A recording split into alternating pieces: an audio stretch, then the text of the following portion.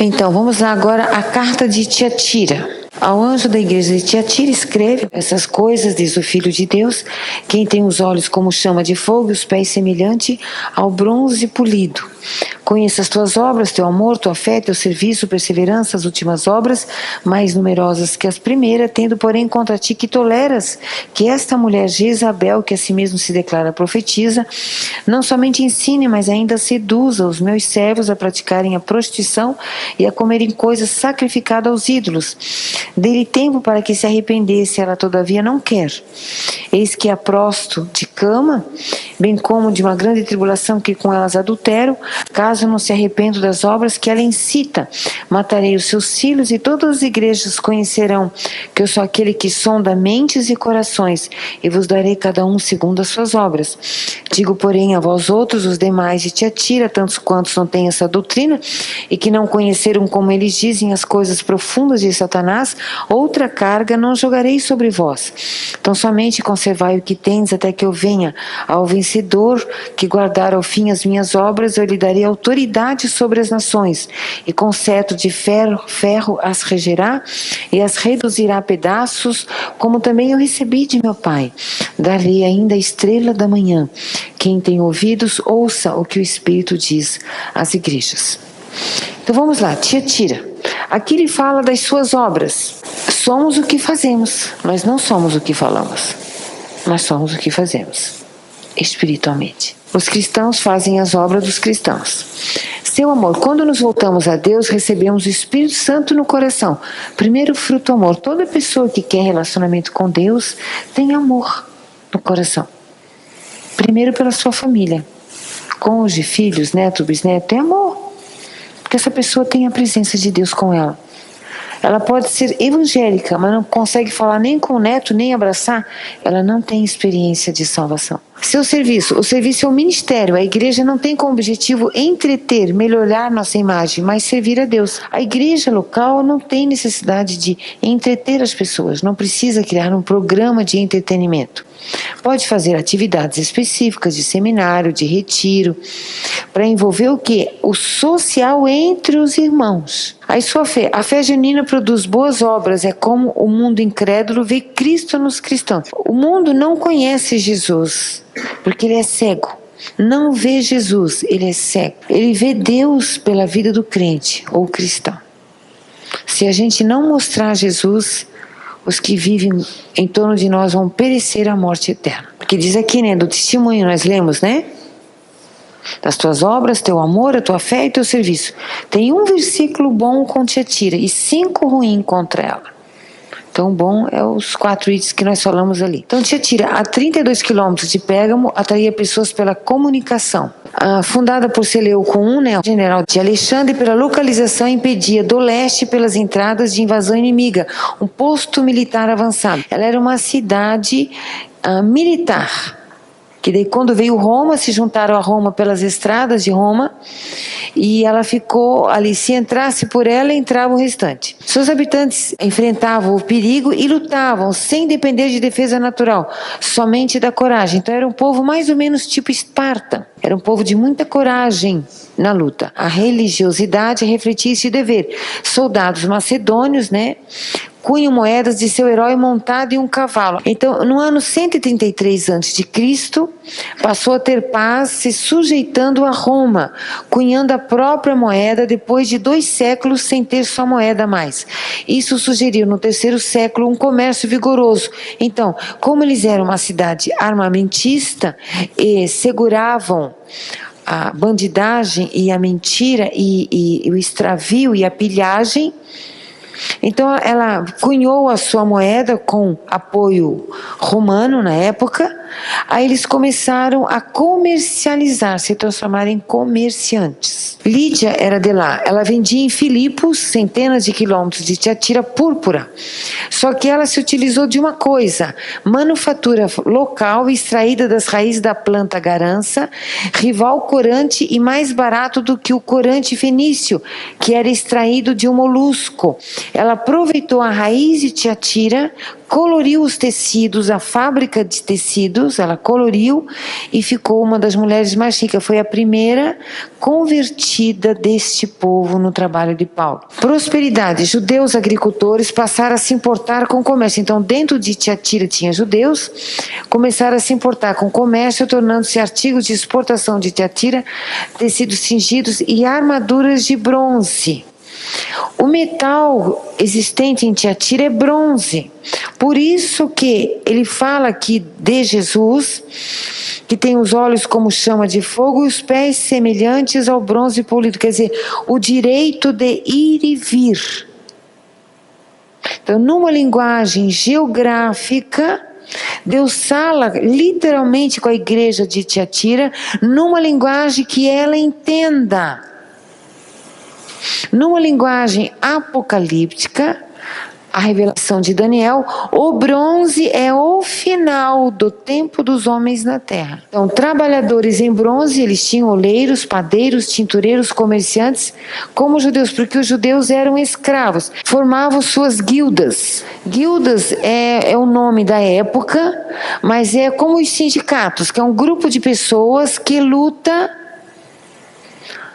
pelo bem daquele tipo de trabalho ou atividade. Seus interesses eram mantidos pela liderança deste grupo. Era difícil se abster dessas festas das guildas, sem perder algo nos negócios, em termos de aceitação e prestígio social. Esses grupos se reúnem e forçam as pessoas a estarem nessas reuniões. E dentro desta a aparência de normalidade, inserem o que não é saudável espiritualmente. É o grande conflito dos homens entre o social, do seu negócio, da sua profissão e a vida cristã. Por outro lado, ajustar-se era expor-se à licenciosidade dos ritos pagãos, que assinalavam os banquetes, que o grande Nicolau I, ele oferecia sua mulher como leilão, porque ela era uma mulher muito formosa, ele fazia uma festa e leiloava a mulher dele para ficar com ela no leito 2, 3 horas. Nicolau fazia isso.